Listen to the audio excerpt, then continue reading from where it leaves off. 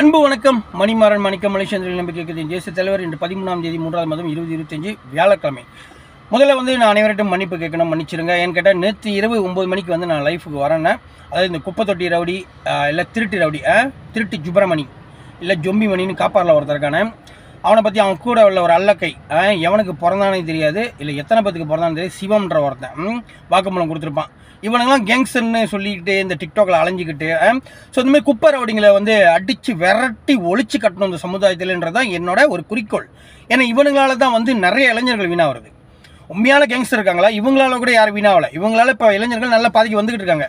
ஆனால் இன்னும் இந்த குப்பை தொட்டி ரவுடிங்க இந்த டிக்டாக்ல இதெல்லாம் வீடியோ செஞ்சுக்கிட்டு கேங்ஸ்டர்னு சொல்லிட்டு அலையிற தராதரம் தெரியாத ஈன ஜாதி நாய்களால தான் ஒன்று நம்ம சமுதாயத்தில் இளைஞர்கள் வீணாகிட்டு இருக்காங்க. அது குறிப்பாக இந்த ஜொம்பி மணி காப்பாரில் உள்ள காப்பார் மணின்னு சொல்லிட்டு அலையிற முகமது சுப்ரமணி.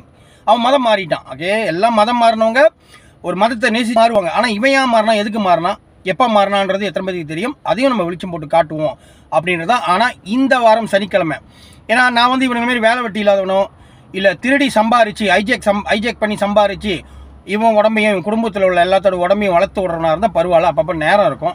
நானே ஒரு 8 பேர்த்துக்கு சம்பளம் கொடுக்குற முதலாளி. அப்போ சம்பளம் நாள் அது இது நிறையா இருக்குது வியாபாரம் அப்படின்னு, அதனால தான் வர முடியல.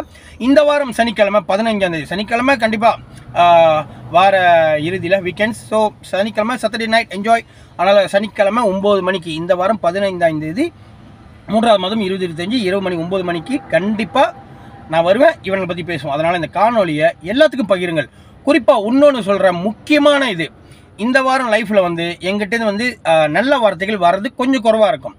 நான் ஏற்கனவே சொன்ன மாரி குப்பைகளை சுத்தம் பண்ணுறப்ப நம்ம மேலே நாத்தடிக்கும். ஆனால் இவனுங்களை கேட்குற கேள்வியில் என்னோட பாணியில் கேட்டால் தான் சரியாக வரும். ஆனால் முழுக்க 100%, அதாவது 90% கெட்ட வார்த்தையாக தான் இருக்கும். ஏன்னா இவனுங்களை அப்படி தான் கேட்கணும்.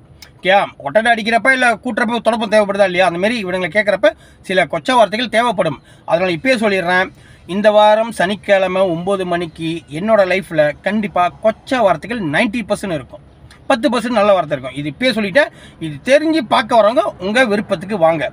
அங்கே எனக்கு கொமெண்ட் கொடுத்து இப்படி பேசக்கூடாது அப்படி பேச, அப்போ உங்களையும் இழுத்து வச்சு கேட்க வேண்டியது வந்துடும். ஓகே, ஸோ என்ன சொல்கிறேன்னா, வலி உள்ளவனுக்கு தான் அந்த வலி தெரியும். அந்தமாரி இந்த நாய்ங்களால் நான் எவ்வளோ என்ன சொல்கிறது அசிங்கப்படுத்தப்பட்டேன். அதாவது இந்த ஃபேக் ஐடியை வச்சுக்கிட்டு, குறிப்பாக சில ஃபேக் ஐடியில் அம்மாலை கஞ்சா அப்படின்னு ஒரு ஃபேக் ஐடி, இவன் யார் என்னன்னு தெரியும், பட்டவட்காரன் இப்போ ஜோரில் இருக்கான். அவன் ஃபோட்டோலேருந்து அவன் டீட்டெயில்ஸ் குடும்பம் இது வரைக்கும் வந்துருச்சு.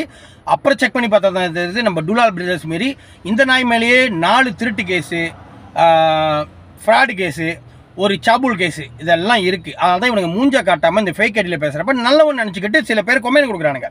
இப்போ உதாரணத்துக்கு பார்த்தீங்கன்னா பாரு, இதில் கொடுத்த கொமெண்ட், இவன் மூஞ்சா பாருங்க, என்ன தம்பி ராச்சை பற்றி பேசியிருக்கான்.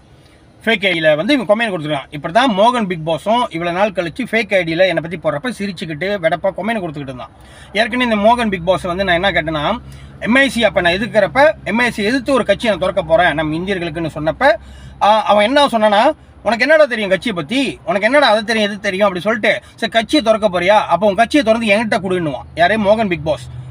கட்சின்றது ஒரு தாய் ஸ்தானத்தில் நம்ம அதை உருவாக்குறோம் அப்படின்றப்ப இவன் அப்படி கேட்டானா, அப்போ நான் பதிலுக்கு அவனை என்ன கேட்டேன்னா, எனக்கு வடிவேல் காமெடி ஞாபகம் வந்துச்சு. அவன் வடிவேல் மாதிரி, நான் அர்ஜுன் மாதிரியும். வடிவேல் எப்படி ஒரு பேக்கரிக்காக அக்காவை கொடுத்தானோ அந்தமாரி, சரி கட்சியை நான் அவன்கிட்ட கொடுக்குறேன், உன் பொண்டாட்டி நீ என்கிட்ட கொடுத்துரு, கட்சியை நீ எடுத்து நீ பார்த்துக்க, உன் பொண்டாட்டியை நான் பார்த்துக்கிறேன்னானே அவனுக்கு அடக்க முடியாத ஒரு ஆத்திரம். ஓ நீ இப்படி பேசிட்டு, அப்போ நம்மளை பேசுகிறப்ப அதான் சில நேரத்தில் சில வார்த்தைகள் நம்ம கொடுக்குறப்ப தான் இவனுக்கு அந்த வழி தெரியும். ஆனால் உண்மையான ஒரு ஆம்பளை, அவன் புருஷனுக்கு இவன் உண்மையான ஒரு ஆம்பளை புருஷனாக இருந்தால், அவன் பொண்டாட்டிக்கு உண்மையான ஒரு ஆம்பளை, அவன் பிள்ளைங்களுக்கு இவன் தான் புருஷனை, அப்பா பொண்டாட்டிக்கு புருஷனாக இருந்தால் என்னை தேடி வந்திருப்பான், சண்டை போட்டிருப்பான். இன்ன வரைக்கும் வரல. ஸோ இந்த பொட்டையை மாரி இந்த இதில் கொம்மையை கொடுத்து ஃபேக் ஐடியில், அப்போ இவனை திருப்பி எப்படி கேட்கணும், இந்த வாட்டி நான் அவனை கேட்க போகிறதுல மோகன் பிக் பாஸ் பொண்டாட்டியை கூப்பிட்டு நான் கேட்க போகிறேன், இவன் உண்மையிலே ஆம்பளையா, பிள்ளை இவனுக்கு தான் பிறந்துச்சா அப்படின்னு நான் கேட்க போகிறேன். சரியா, அதான் சொல்கிறேன், என்னோட ஸ்டைலில் கேட்டால் தான் இந்த நாய்ங்களுக்கு இவனுங்களுக்கெல்லாம் சரியான ஒரு பாடமாக இருக்கும். ஓகே, ஸோ அது போல தான் அன்றைக்கி நான் என்ன சொல்லியிருந்தேன், சொந்த நண்பனோட மனைவி கொடுக்குற வாக்கு மூலம் ஒரு காம கொடுறனை பற்றி. ஓகே, இவனை பற்றி நிறைய அம்பலப்படுத்திட்டேன், நிறைய பேர்த்தை காப்பாற்றிட்டேன், எனக்கு அது சந்தோஷம். இருந்தாலும் சொந்த மனைவியே ஓட்டையில் பார்த்துருக்கான் அப்படின்றது நம்பலனா இதை கொஞ்சம் கேளுங்க. கேட்டிங்களா, ஓட்டையில் ஒழிஞ்சு பார்த்துருக்கான், யாரை பார்த்தான், எப்போ பார்த்தான், பார்த்தது யாரு, அந்த காம கொடுறன் யாரு, உங்களுக்கு எல்லாம் நன்கு அறிமுகமாக தான். அதுக்கு தான் கொடுத்தோம் நாங்கள் வெளியே ஒரு டீமு போட்டுச்சு ஒரு வெட்டை. ஏன்னா பொம்பளை விஷயத்தில் அவ்வளோ ஒரு கோளாறு.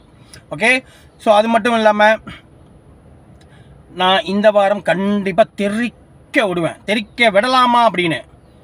புதுசாக பார்க்குறவங்களுக்கு மணிமாறன் மாணிக்கத்தோட ஸ்டைல் எப்படி இருக்குன்னு தெரியாது, பழைய ஆளுங்களுக்கு தெரியும். ஸோ பழைய ஸ்டைலே வந்து நான் கேட்குறப்ப தான் நல்லாயிருக்கும். ஓகே, மீண்டும் சொல்கிறேன், இந்த வாரம் சனிக்கிழமை 15ஆம் தேதி 3ஆவது மாதம் 2025 இரவு 9 மணிக்கு கண்டிப்பாக நான் வருவேன். 90% 90% 90 விழுக்காடு ஃபுல்லாக கெட்ட வார்த்தையில் தான் கேட்பேன். ஒரு 10% நல்ல வார்த்தையாக இருக்கும். ஸோ அதனால் பார்க்க வரவங்க மன தைரியத்தோடு வாங்க. உங்களுக்கு விருப்பம் இருந்தால் வாங்க. அங்கே வந்துட்டு என்கிட்ட கொமெண்ட் வந்து இப்படி பேசாதுங்க அப்படி பேசாதுன்னு சொல்லக்கூடாது. ஃபேக் ஐடியில் இந்த அம்மாலை கஞ்சா இந்தமாரி அதான் சொல்கிறேன், முக்கால்வாசி ஃபேக் ஐடி காரணங்களே வந்து எல்லாம் ஃப்ராடு பயலுங்க. அவனுங்களோட இதில் போய்ட்டு எங்களை பற்றி போடுறப்ப கொமெண்ட் கொடுக்குறவனையும் கேட்பேன், அவன் குடும்பத்தை வரைக்கும் இதுக்கு மேலே நான் கேட்பேன். ஓகேயா, அவனை வரைக்கும் கேட்பேன்.